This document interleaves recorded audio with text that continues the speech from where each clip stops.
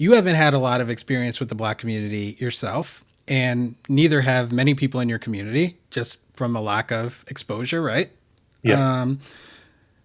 But somehow you were able to, based on kind of being having immigrant parents, right, and being closer to the immigrant experience, you were able to kind of understand racism more and gain curiosity about that and investigate that on your own. What do you think could possibly spark that same kind of investigatory curiosity in people who are racialized as white in your very conservative community that doesn't really have a lot of racialized Black people for them to encounter? That's a good question. I think just exposure to more people of different backgrounds. Um, that's one of the things that because usually I'm one of, if not the only person of color in a room. And that's kind of been my experience throughout most of my life in, job sites and in classes. Usually classes, there would be at least a few more people, but it really started becoming very noticeable for me when I kind of left school and got into the workforce. There were a lot of instances where I would be the only brown guy in the room. And so then it kind of became my responsibility, I guess, to be a representative of brown people, of Latin American people, and be that voice for if I heard conversations that were disparaging of immigrants, to say, actually, this is how our system works, or I know from personal experience that this is, that kind of a thing. And that's one, it's a bit of a like the labor at a certain point does get to a point where for myself, I'm kind of like, at some point, the onus needs to be upon other people to grow that curiosity for themselves and want to find out the truth. But I guess, like you've said, if you're not exposed to it, how can you have that spark of curiosity? Um, but it really seems to me that exposure is kind of the best medicine, so that you can facilitate an area or create a space to be able to even have that. So I would say higher immigration status or higher numbers of immigrants and have a more focused approach or a more conscious approach of how you're integrating them into the community. That's right. And so in America, right, we had segregation, legalized segregation, right? And so that was by design. That is one of the mechanisms by which we perpetuated this racial hierarchy and this racialized system. And so, making sure that people are relegated to certain communities, that they don't get to interact, that they don't get to find community with each other, right? I remember one story that an older woman who came on the show discussed. She was a racialized white woman living in a racialized Black community in America at the time when Dr. Martin Luther King was assassinated. Okay. And she saw the raw grief of the community at that time. And that had such a huge impact on her. As somebody who grew up in a community that really kind of ignored emotions and didn't even teach her about them, she didn't even literally know what emotions were when she was growing up. And that's not an exaggeration. Like, she literally did not know how to recognize them, didn't know what they were, was never talked about in her household. And here she was confronted with this raw outpouring of grief. And so that had a huge impact on her and her growth in the race context. People need to experience things like that. People need to find ways of humanizing the people they have dehumanized. They need to experience that cognitive dissonance in a visceral way. And you're right. There are, how are they going to do that without exposure, right? And you're right also to say that at some point, people's internal curiosity has to take over, right? Their internal will to want to find out more, to want to learn more, to want to grow. But without a spark, it's just not possible for it to start. And so it's very unfair that people of color have to be the spark. I am not ever someone who's going to try to convince black people or Latinx people or anyone that, hey, you need to be the spark. Okay. You need to go out there and start doing these things. And I had this on my last conversation with Quincy that people can check out clips coming out on YouTube soon. Some are already out, I think. But I said to him, like, he was like, I'm not that guy. He's like, I don't want to be the one to have these conversations and whatnot. And I'm like, that's fine. Okay. I am not suggesting that. I don't think you should be required, like you don't come out of the womb with black skin and automatically they stamp your your birth certificate and be like, must have conversations about race, like that's not how it is. Okay. You don't have to do that. You don't have to be the person to bring people out of ignorance. But the only thing I ask of people who choose not to do that is don't stop other people from doing it. Do not stop other people from doing it.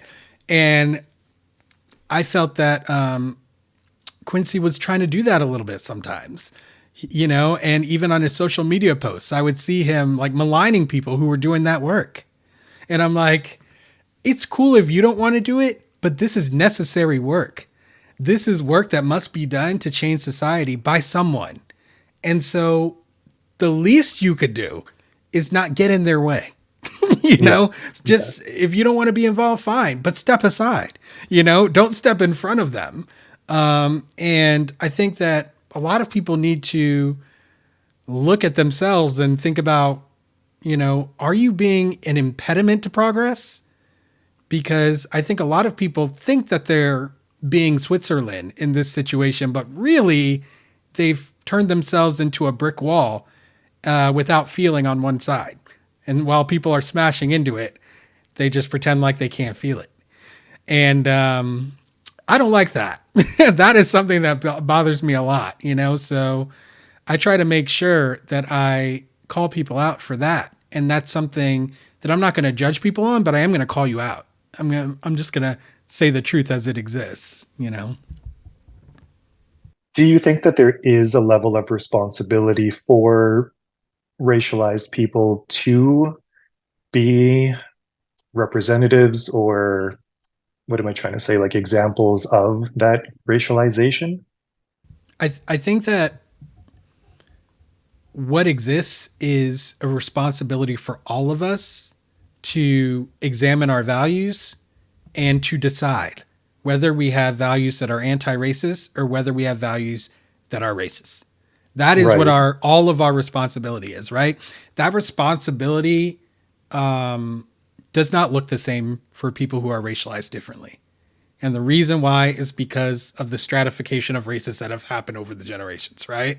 So that is where the unfairness comes into play. Because under that stratification, people of color do have some kind of responsibility in order to catalyze the spark of thought and curiosity that we talked about before. It's just the only way that it can occur. It won't occur otherwise. Right.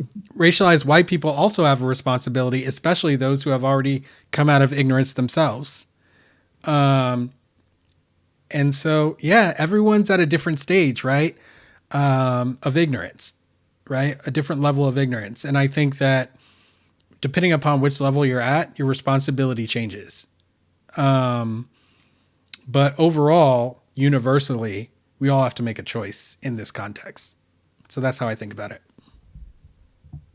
And when you were, that 6-year-old that got faced with these examples of what somebody else thought that Black people were supposed to be, did you internalize that on any level of thinking, oh, okay, well, if they think that this is how Black people are supposed to be, it's kind of on me to show them that there is a different way?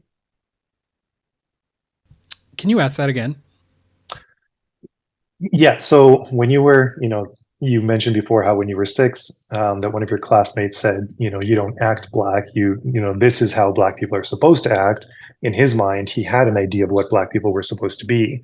Did you internalize that at all and think to yourself, oh, okay, well, then it's on me to show him that there are different ways for Black people to be?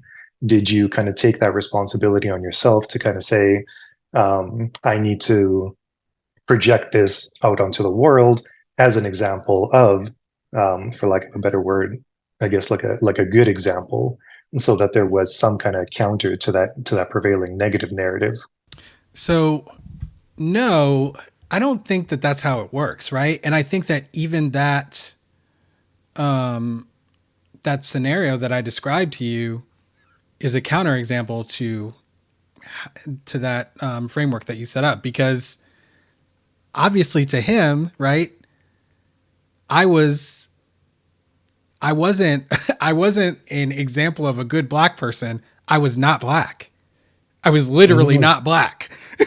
Even though I had the skin color I, have, even darker back then. And but to him, that meant that I wasn't even black, because I wasn't fitting the stereotypes that he had already internalized. So yeah, I don't think I was in a position at that point to be like, oh, I need to be some kind of black example for him. I was already being what would be considered the black example. And for him, that literally meant I wasn't black. Instead of his mind going towards, oh, maybe you can be black this way, his mind went towards, you must not be black at all. right, So, right, right. yeah, I think Oh, yeah, that's really, very interesting. yeah, I mean, I think that ultimately racism is and white supremacy is full of all kinds of absurd fantasies and thoughts and beliefs. And there is no bottom for how absurd these beliefs can get. I mean, people will stop black doctors from operating on them knowing they're going to die because they don't want a black doctor to do the surgery. This is the only doctor we have on staff. Like, nobody else can save your life right now. I'm not letting that N word touch me. I mean, these are things that happen to this day. And so, Yeah, like, yeah, people are willing to die to hold on to a fantasy of white supremacy. That's the unfortunate reality that we've kind of cultivated through the generations and perpetuated. So no, I don't think that there's some example that you can set that's somehow gonna, you know, shock people out of their false beliefs. People have to shock themselves out of it, and what that catalyst is, it could be something tiny. It could be something that you would never even imagine could work. And that's why it's just important that people are out there doing whatever they can, because you never know what will actually spark someone's curiosity or make them question their beliefs. Like, literally, it happens to me all the time when I'm teaching math. Not as much these days because I've kind of got it down to, like, I mean, I can read people's minds at this point about what they're thinking about math. Sometimes I'll be working with students and they'll be like, wait, did you just? And I'm like, yeah. Like, I know exactly what you're thinking. I didn't have to hear you say anything. I literally know exactly what you're thinking. And it's just because of the experience, right, that I've had with teaching people math concepts through the years. And it's not really the same in the white supremacy context, because it is wild how far people will let their imaginations take them, to hold on to a false illusion that they're superior or that other people are inferior. So I'm not at that level in that regard. And in that same vein, what breaks people out of it? The universe is infinite. So it could be something so tiny, right? Like that woman I described to you who heard her own thoughts come out of her own yeah, mouth about racism, or someone who I don't know, just thinks about something for the first time, but the reason why thoughts are catalyzed is so random in this context. So I don't think that you could point to one thing that will always work for any individual. Everyone's had radically different experiences of racialization. Everyone has grown up in radically different environments. And so it's just really difficult to narrow it down to one thing. But I think that one thing that is consistent is that people have to be put to a choice. I am able to consistently create a situation whereby I put people to a choice. But how that choice is manifested, right? Like how the conversation goes, how they're guided there, how they're led there, it's radically different most of the time. It all depends on how people have experienced life and what framework of racialization they've come to internalize for themselves. So I have to find that stuff out first. Then I'm able to kind of draw a map, you know? And the map looks different every time. Thanks for watching. For access to the full-length conversation and all of the 2-hour-long unedited conversations that I've had on race, click the support link in the description below. Thanks for your support and see you next time.